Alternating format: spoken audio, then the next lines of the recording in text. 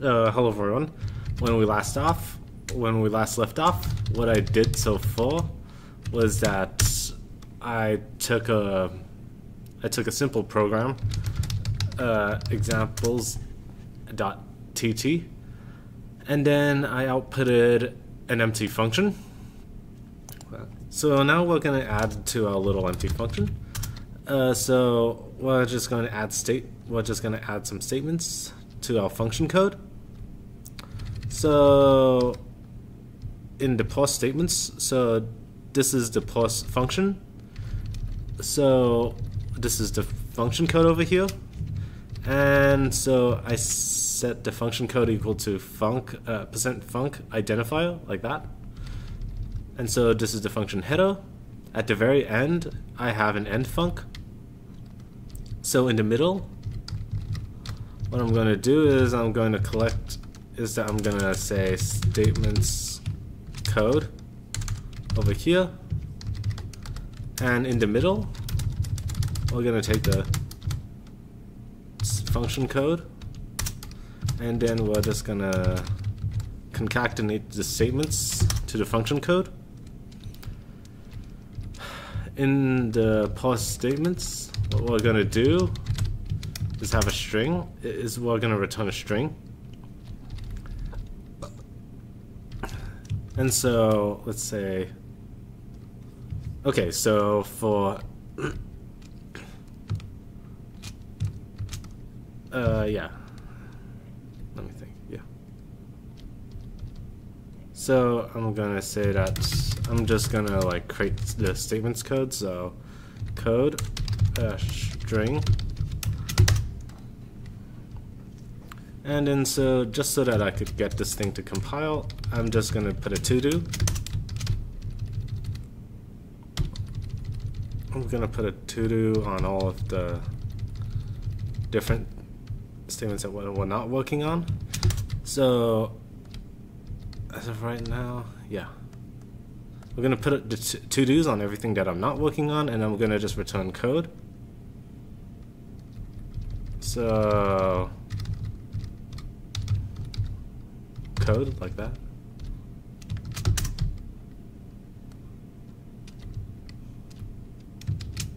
To-do.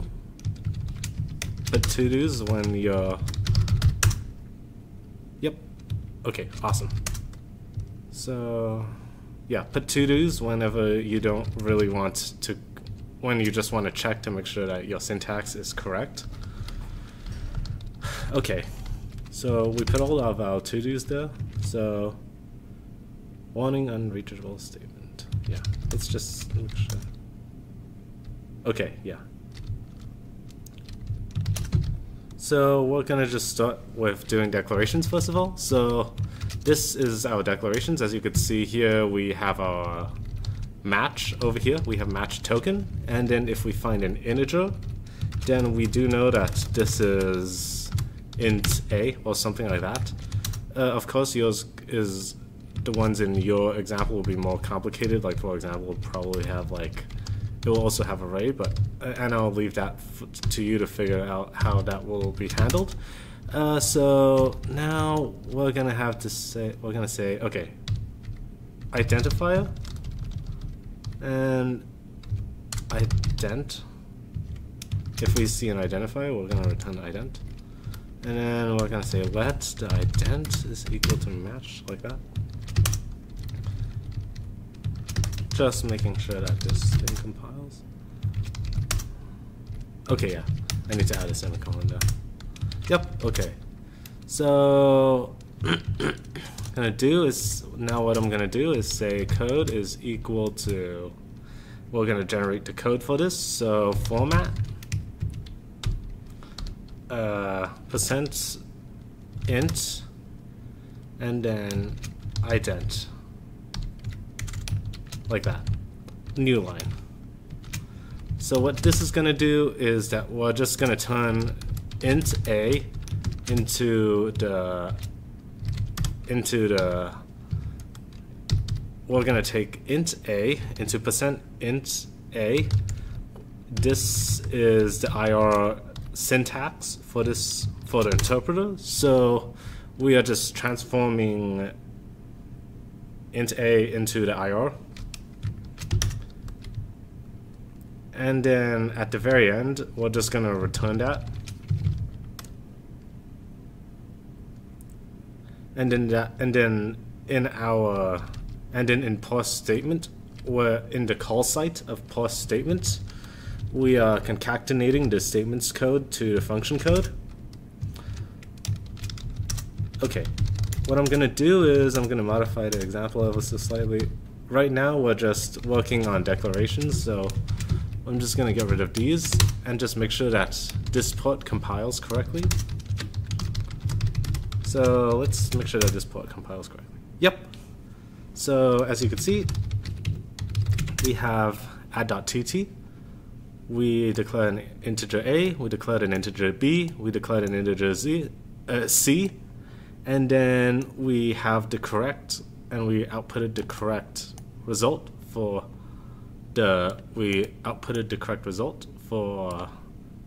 the IR. Okay, so what is next?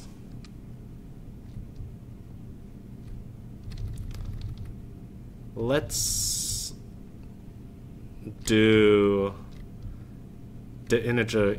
Let's just do the identifier equals expression. So identifier equals expression. You can find that over here. Ident.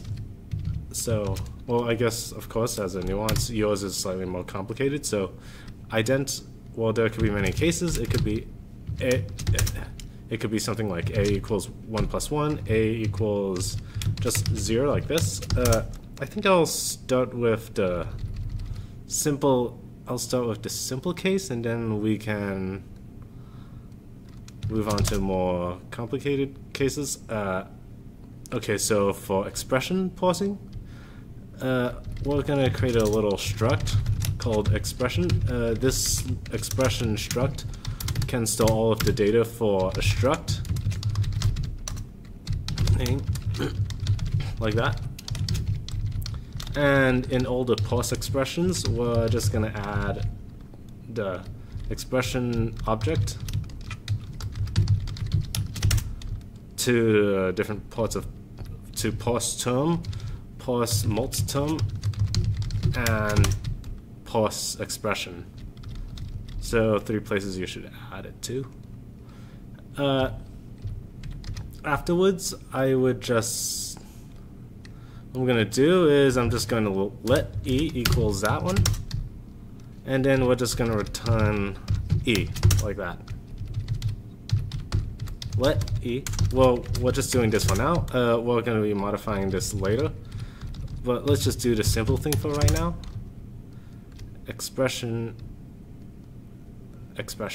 So, and in our base case, which is, well, yeah, as you know, well, as you can read from the code, you have parse expression at the highest level, and then that calls parse multiply expression, and then that itself calls parse term. And so parse term is kind of like, I guess it has a base case over here. It has the base case, so it has num as a base case. It has an identifier also as a base case. So I guess to handle the left parentheses and right parentheses, let me think. Okay, maybe I'll just leave this as a to-do for now, and let's just get back to that later. Okay, so number. Okay, so what do we do here? Let E equals expression.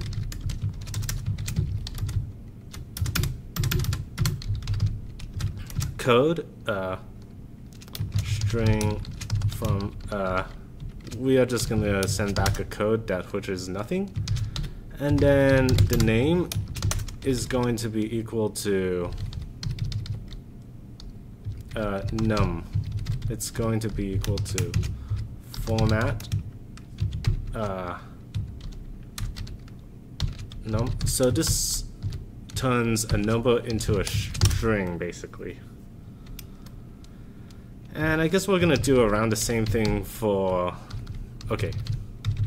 And we are gonna return that expression. We're gonna do around the same thing for the identifier, except instead of it being a number, it's just gonna be an identifier. So ident.clone, like that. So we're just copying the identifier into the name. E, like that. Let's see. Oh right, I forgot the semicolons down here. Okay, it's complaining that those are not used, but I think I'm fine. Okay, so we called the parse expression, and then inside parse expression we called mults expression, and then inside mults expression we called parse term. Back in our main function, back in the main parse statements, what we're going to do is we're just going to let the let expression equals parse expression, like that. So for this case, what we're going to do is we're going to say we're going to generate the code for a equals 0. Relatively simple case, so I guess the way I'm going to do it, I guess I'm going to add a mute to code. So the first thing we want to do is we want to make sure that the code that we get we want to take the generated code from the expression and concatenate it code to the existing code. Then afterwards, we want to generate the statement a equals 0. What that would mean would be to do something like, let's do something like this. And then afterwards, it's move. We want to have the ident, like that. Move, ident,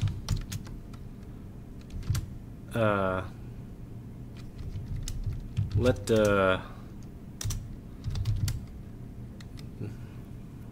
the source, okay, maybe I should change around the notation slightly.